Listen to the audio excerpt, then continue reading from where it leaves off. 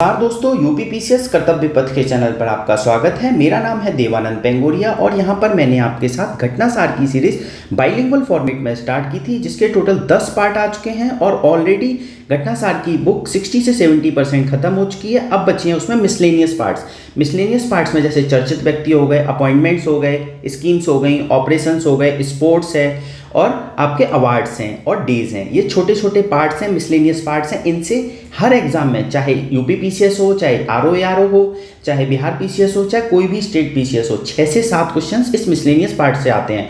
तो इसके मैं छोटे छोटे पार्ट्स बनाऊंगा 10 से 15 मिनट्स के। आप इन पार्ट्स को एटलीस्ट सुन लीजिएगा तो आपके 5 से 7 क्वेश्चन एग्जाम में सही हो सकते हैं। तो आज के करंट अफेयर को स्टार्ट करते हैं। चर्चित व्यक्ति के बारे में, मतलब फेमस पर्सन्स के बारे में करंट अफेयर है, ठीक है। तो सबसे पहले करंट अफेयर कौन है? डॉक्टर कपिल दुआ के बारे में। डॉक्टर कपिल दुआ किससे रिलेटेड है? हेयर ट्रांसप्लांट से रिलेटेड है। बस इसमें इतना ही याद रखना है, डॉक्टर कपिल दुआ किससे रिलेटेड है? हेयर ट्रांसप्लांट से रिलेटेड है। आप कैसे याद रख सकते हैं? अगर मान लो किसी के बाल उड़ गए हैं या गायब हो गए हैं, अगर उसकी हेयर ट्रांसप्लांट करा दी जाएगी तो वो आपको दुआ देगा। तो कैसे याद रखेंगे? डॉक्टर कपिल दुआ हेयर ट्रांसप्लांट से रिलेटेड है। अगले करंट अफेयर पे चलते हैं। काम्या कार्तिकेयन कौन है? अब देखिए, यहाँ पे इस पूरी वीडियो में माउंट एवरेस्ट से रिलेटेड 3 से 4 करंट अफेयर हैं। तो अभी हम 2 करंट अफेयर करते हैं, एक काम्या कार्तिकेयन, एक ज्योति रात्रे। तो देखिए, काम्या कार्तिकेयन सबसे यंगेस्ट बनी है पर्वतारोही, मतलब माउंटेनियरिंग बनी है और माउंट एवरेस्ट पर चढ़ने वाली।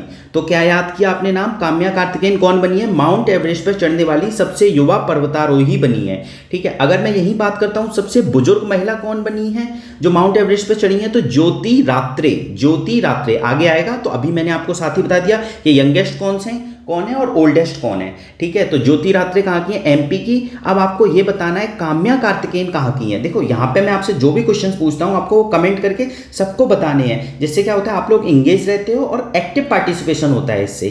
क्लियर? तो हमने माउंट एवरेस्ट से रिलेटेड काम्या कार्तिकेयन को याद किया और ज्योति रात्रे को याद किया, ठीक है। अब देखो, इसको याद करने का तरीका ये हो सकता है कि कोई मान लो काम यंग आदमी तेज करेगा कि ओल्ड आदमी तेज करेगा। यंग आदमी काम जल्दी जल्दी करेगा, तो काम्या से निकाला काम, और ये काम क्या कर रही है? जल्दी जल्दी कर रही है, इसलिए ये यंग है। और ज्योति रात्रे मतलब ओल्डेस्ट है। तो बूढ़ा आदमी क्या करता है? मतलब अंधेरा हो जाएगा तो वो ज्योति जलाएगा, मतलब आग लगाएगा, दीपक लगाएगा और उसके सारे वो माउंट एवरेस्ट पर चढ़ेगा। तो ज्योति रात्रे ने क्या किया? ज्योति जलाई और माउंट एवरेस्ट पर चढ़ गई। तो ज्योति रात्रे ओल्डेस्ट है, काम्या कार्तिकेयन यंगेस्ट है। बस इतना ही याद रखना है, ठीक है। अगले करंट अफेयर पे चलते हैं। करीना कपूर खान, सबने नाम सुना होगा करीना कपूर का। करीना कपूर खान को नेशनल एम्बेसडर बनाया गया है, राष्ट्रीय राजदूत बनाया गया है। किसका? यूनाइटेड नेशन चिल्ड्रन फंड का, मतलब यूनिसेफ का नेशनल एम्बेसडर किसको बनाया गया है? करीना कपूर खान को। अब आप कैसे याद रखेंगे? आपने देखा होगा यूट्यूब पे बहुत सारी वीडियोज आती हैं करीना कपूर खान के बेटे की, मतलब बॉलीवुड रिपोर्टर या कैमरामैन वगैरह इनके बेटे की फोटो लेते रहते हैं। तो करीना कपूर के बेटे का क्या नाम है? तैमूर। वो बच्चा है अभी। तो ये किसकी बनी है? चिल्ड्रन की बनी है, एम्बेसडर बनी है। तो United nation children fund UNICEF की ये नेशनल एम्बेसडर बनी है। ऐसे करके आप याद रख सकते हैं। कुछ ना कुछ तरीके आपको बनाने हैं तुरंत की तुरंत, किससे चीज़ें याद हो जाएं, ठीक है ना। अच्छा, मैं आपसे पूछता हूँ, यूनिसेफ का हेडक्वार्टर कहाँ है? तो वो न्यूयॉर्क में है। ये भी आपको याद रखना है, ठीक है। अगले करंट अफेयर पर चलते हैं।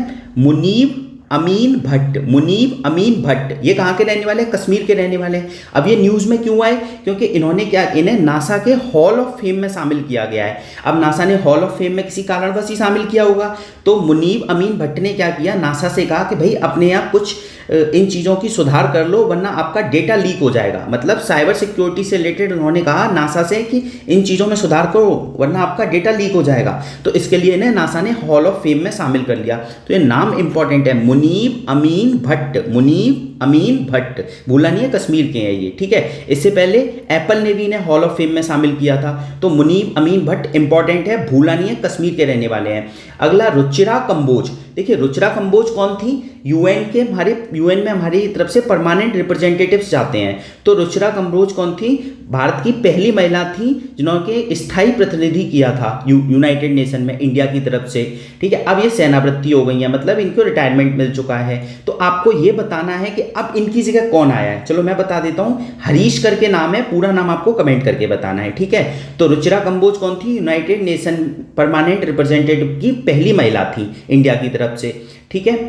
अब परमानेंट रिप्रेजेंटेटिव कौन होते हैं? मतलब यूनाइटेड नेशन में अपनी बात को रखना है तो कौन रखता है? जो पीआर की पोस्ट पे होते हैं, परमानेंट रिप्रेजेंटेटिव मतलब स्थायी प्रतिनिधि की पोस्ट पे होते हैं। क्लियर? अगला करंट अफेयर, ऑस्कर विजेता अल्बर्ट एस रूडी इनका क्या हो गया है, इनका देहांत हो गया है, मतलब निधन हो गया है। तो कौन है ये, अल्बर्ट एस रूडी, ऑस्कर मिला हुआ है, फिल्म और टीवी निर्माता है, मतलब फिल्म बनाते हैं और टीवी पे सीरियल्स बनाते थे, ठीक है। एस, तो कैसे याद रखोगे, अल्बर्ट एस रूडी, इन्हें ऑस्कर भी मिला है, फिल्म भी बनाते थे। क्लियर। आगे चलते हैं, कर्नल वैभव अनिल काले, वेरी वेरी इंपॉर्टेंट, याद रखना।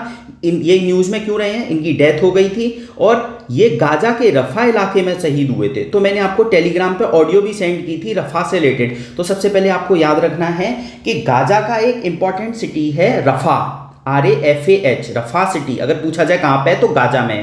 गाजा कहाँ, इजराइल और पैलेस्टीन के बीच में जो युद्ध चल रहा है ना, वो गाजा पट्टी पे चल रहा है। पैलेस्टीन के दो पार्ट हैं, वेस्ट बैंक और गाजा पट्टी। जो गाजा पट्टी है, गाजा स्ट्रिप है, वो मेडिटेरियन सी में ओपन होती है, ठीक है।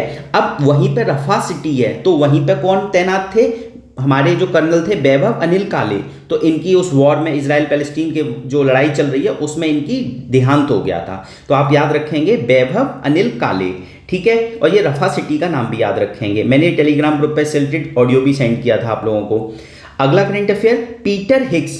तो देखिए पीटर हिग्स को नोबेल पुरस्कार मिला है, भौतिकी के लिए मिला था, ठीक है, और इनकी डेथ हो गई है। तो हमें अगर पूछा जाए पीटर हिग्स किसके लिए जाने जाते थे, नोबेल पुरस्कार फिजिक्स में मिला था इनको, इसके लिए जाने जाते थे। और इन्होंने क्या किया था, हिग्स बोसोन पार्टिकल या गॉड पार्टिकल की खोज की थी। मतलब गॉड पार्टिकल या Higgs boson particle fundamental particles हैं, तो इनकी खोज की थी, इसलिए इनको फिजिक्स के लिए नोबेल पुरस्कार मिला था। क्या नाम था उनका, पीटर हिग्स।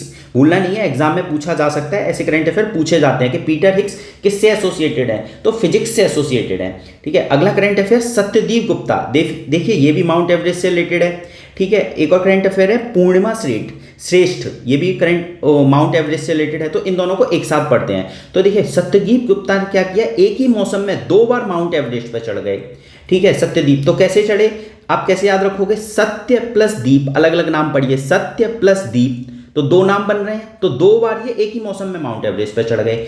अब और ये इंडिया के रहने वाले हैं सत्यदीप। ऊपर भी हमने 2 नाम पढ़े थे, ज्योति रात्रे और काम्या कार्तिकेयन, वो भी इंडिया की थी, ठीक है। और सत्यदीप गुप्ता भी इंडिया के हैं। बट पूर्णिमा श्रेष्ठ कहाँ की हैं, ये नेपाल की रहने वाली हैं। ये एक ही सीजन में 13 दिनों के अंदर 3 बार एवरेस्ट पर चढ़ गई। तो सत्यदीप में तो 2 नाम आ रहे हैं, तो 2, बाकी पूर्णिमा श्रेष्ठ बच गई, तो ये 3 बार चढ़ गई, ठीक है। तो याद रखेंगे, जिस तरीके का करंट अफेयर पूछा जाएगा वैसे टिक करना है। इससे रिलेटेड कंफ्यूजन बहुत हो सकता है, और मैं आपको कई बार बता चुका हूं कि नेपाल से रिलेटेड कोई भी करंट अफेयर है तो आपको अच्छे से करना है, क्योंकि नेपाल से रिलेटेड करंट अफेयर पूछा ही जाता है, ठीक है। तो माउंट एवरेस्ट के बारे में है, और पूर्णिमा श्रेष्ठ यहाँ पे भी चढ़ी है, 13 दिन के अंदर 3 बार चढ़ गई, तो ये भी हमें याद रखना है। और ये ज्योति रात्रे में अभी आपको ऊपर बता ही चुका हूँ, सबसे बूढ़ी महिला है जो कि चढ़ी हैं, ठीक है, माउंट एवरेस्ट पे। अगले करंट अफेयर पे चलते हैं, ये सबसे ज़्यादा इंपॉर्टेंट है माउंट एवरेस्ट के लिए।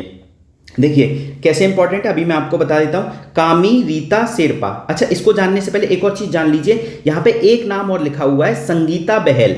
ज्योति रात्रे के बाद एक नाम और लिखा हुआ है, संगीता बहल।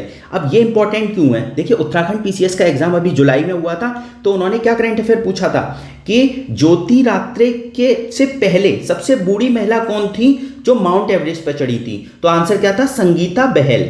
एक बार रिपीट कर रहा हूं, क्वेश्चन पूछा गया था, ज्योति रात्रे जो सबसे उम्रदराज महिला है माउंट एवरेस्ट पर चढ़ी हैं, इनसे पहले और कौन सी महिला थी जो माउंट एवरेस्ट पर सबसे बूढ़ी महिला थी जो चढ़ी थी, तो संगीता बहल। तो ऐसे देखो कितना टिपिकल करंट अफेयर पूछा है। ज्योति रात्रे सबको याद होगा, संगीता बहल किसी को याद नहीं होगा। देखो इस बुक में लिखा हुआ था और उत्तराखंड PCS वालों ने क्वेश्चन पूछ भी लिया, और ये बुक तब आ चुकी थी। तो इसलिए हमें एक एक लाइन इस बुक की जो जो इंपॉर्टेंट लगेगी मैं आपको सब कराऊंगा इसमें, ठीक है। तो ज्योति रात्रे के साथ संगीता बहल भी याद रखेंगे। आगे चलते हैं, कामी रीता शेरपा। देखिए ये इंपॉर्टेंट है बहुत, मुझे लगता है इससे क्वेश्चन आना चाहिए। क्यों, नेपाल के रहने वाले हैं, औरत नहीं है, मतलब फीमेल नहीं है, ये मेल है, पहले तो याद रखिए। और ये 30 बार माउंट एवरेस्ट पर चढ़ चुके हैं। कितनी बार, 30 बार माउंट एवरेस्ट पर चढ़ चुके हैं, और ये गाइड का काम करते हैं वहां पे। और इनको किस नाम से जाना जाता है, एवरेस्ट मैन के नाम से जाना जाता है, ये इंपॉर्टेंट है।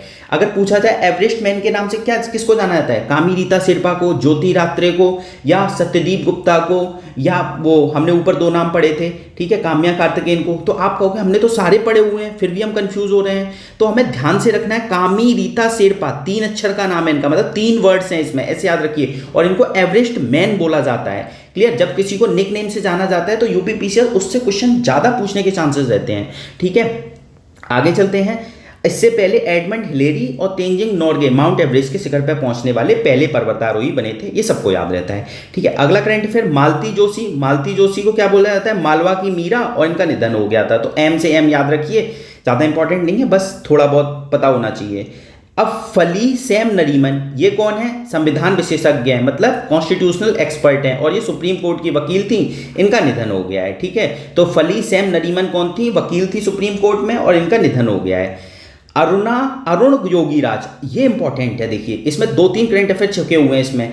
अरुण योगीराज कौन है? इन्होंने भगवान राम की मूर्ति बनाई थी, मतलब ये स्कल्पचर्स हैं। ठीक है, स्कल्पचर हैं, और इन्होंने क्या किया है? भगवान राम की जो मूर्ति बनाई थी वो 51 इंच की है और 200 किलोग्राम की है। ठीक है, अब इंपॉर्टेंट यहाँ पे डेट लिखी हुई है 22 जनवरी। मैं कई बार बता चुका हूँ, राम मंदिर में भगवान राम की जो प्राण प्रतिष्ठा हुई थी वो 22 जनवरी को हुई थी, मतलब मूर्ति की स्थापना 22 जनवरी को की गई थी। इस डेट को याद रखना, 100% एग्जाम में पूछी जाएगी, 22 जनवरी को। ठीक है, प्राण प्रतिष्ठा हुई थी। अब अरुण योगीराज ने नेताजी सुभाष चंद्र बोस की भी एक 30 फीट की मूर्ति बनाई थी। इसको कहाँ लगाया गया? इंडिया गेट पे। तो पूछा जाए, इंडिया गेट पे सुभाष चंद्र बोस की मूर्ति किसने बनाई? अरुण योगीराज ने। ठीक है, राम जी की मूर्ति किसने बनाई? अरुण योगीराज ने। ठीक है, कैसे याद रखोगे? भगवान राम क्या करते थे? राज करते थे और अच्छा गवर्नेंस दिखाते थे। राज मतलब कहते नहीं, राम राज्य आ गया। तो राम जी की मूर्ति किसने बनाई? राज्य ने बनाई, तो योगीराज, ऐसे याद रखेंगे। अगला current affair, Saima Wajid, very very important, इसको भी याद रखना। अब देखिए, बांग्लादेश की है साइमा वाजिद। इनको हो सकता है आप नहीं जानते हो, लेकिन देखिए, जो बांग्लादेश की प्राइम मिनिस्टर थी, अब नहीं है, शेख हसीना, उनकी बेटी है। कौन? साइमा वाजिद। और ये कौन बनी है? WHO, वर्ल्ड हेल्थ ऑर्गेनाइजेशन में साउथ ईस्ट एशिया की क्षेत्रीय निर्देशक के रूप में नियुक्त की गई है। मतलब साउथ ईस्ट एशिया की तरफ से अब ये रिप्रेजेंट करेंगी WHO में। ठीक है, इनका नाम क्या है? साइमा वाजिद। और बांग्लादेश की जो प्राइम मिनिस्टर थी शेख हसीना, उनकी बेटी है ये। अब देखिए, यहाँ पे न्यूज ये निकल के आती है, इन्होंने किसको रिप्लेस किया? पूनम क्षेत्रपाल। पूनम क्षेत्रपाल कौन है? ये इंडिया की थी। ठीक है, अब इनकी जगह कौन आ गई है? साइमा वाजिद। अब यहाँ पे जो स्टार मार्क किया है ये इंपॉर्टेंट है। देखिए, शंभू प्रसाद आचार्य, ये नेपाल के हैं। कौन? शंभू प्रसाद आचार्य। ये और साइमा वाजिद में इलेक्शन हुआ था कि किसको बनाया जाए। अब इंडिया दुविधा में आ गया कि किसको सपोर्ट करे, साइमा वाजिद को सपोर्ट करे कि शंभू प्रसाद आचार्य को। शंभू प्रसाद आचार्य कहाँ से हैं? नेपाल से हैं। तो ऐसे केस में इंडिया ने साइमा वाजिद को सपोर्ट किया था। ठीक है, इसलिए ये बहुत न्यूज में रहा था। तो याद रखना है साइमा वाजिद। ठीक है, और जब इंडिया ने इनको सपोर्ट किया तो ये साउथ ईस्ट एशिया की रिप्रेजेंटेटिव बन गई WHO में। क्लियर? शंभू प्रसाद आचार्य का नाम भी याद रखना है। हो सकता है ये पूछ ले, साइमा वाजिद जीत के आई हैं, किसको हरा के आई थी? तो शंभू प्रसाद आचार्य याद रखना। जैसे UPSC ने ये ज्योति रात्रे वाला क्वेश्चन पूछा, ऐसे ही ये भी पूछा जा सकता है, क्योंकि UPSC भी आजकल क्या करता है, कौन जीता, किसको हराया, हराए जो हारता है उसका नाम भी पूछ लेता है कई बार एग्जाम में।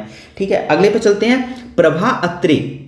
तो देखिए, प्रभा अत्रे कौन है? हिंदुस्तानी शास्त्रीय गायिका है, मतलब हिंदुस्तानी क्लासिकल सिंगर हैं। ठीक है, और ये किराना घराने से आती हैं। अब ये भी इंपॉर्टेंट है, अभी रिसेंटली UPSC ने अपना एक एग्जाम कराया था, मतलब बहुत सारे UPSC छोटे छोटे एग्जाम भी कराता है IAS के अलावा। उस एग्जाम में पूछा गया था कि प्रभा अत्रे किस घराने से बिलोंग करती हैं? तो किराना घराने से। किराना घराने भूलना नहीं है। ठीक है ना। अगला करंट अफेयर, मुन्नवर राणा। मुन्नवर राणा कौन है? उर्दू शायर है। अब आप सोच रहे होगे इसको क्यों बता रहा हूँ, तो देखिए, मुन्नवर राणा का नाम इसलिए इंपॉर्टेंट है क्योंकि इनका जन्म रायबरेली में हुआ था और इनकी डेथ लखनऊ में हुई है। तो यूपी में इनका जन्म हुआ था, इसलिए इंपॉर्टेंट नाम है मुन्नवर राणा। ठीक है, अगला करंट अफेयर, उस्ताद राशिद खान। उस्ताद राशिद खान कौन है? ये भी हिंदुस्तानी शास्त्रीय गायिका है, मतलब हिंदुस्तानी क्लासिकल सिंगर है। ठीक है, ये भी उत्तर प्रदेश के बदायूं में इनका जन्म हुआ था, इसलिए याद रखना है। और ये हिंदुस्तानी क्लासिकल सिंगर है, इतना याद रखिए। ठीक है, तो आज के करंट अफेयर में इतना ही रखते हैं। छोटी छोटी वीडियोस बनाऊंगा मैं, जिससे कि आपके छोटे छोटे पार्ट्स कवर हो जाएं और 5 से 10 मिनट आपको सुनने में लगें। ठीक है, चलिए, थैंक यू सो मच।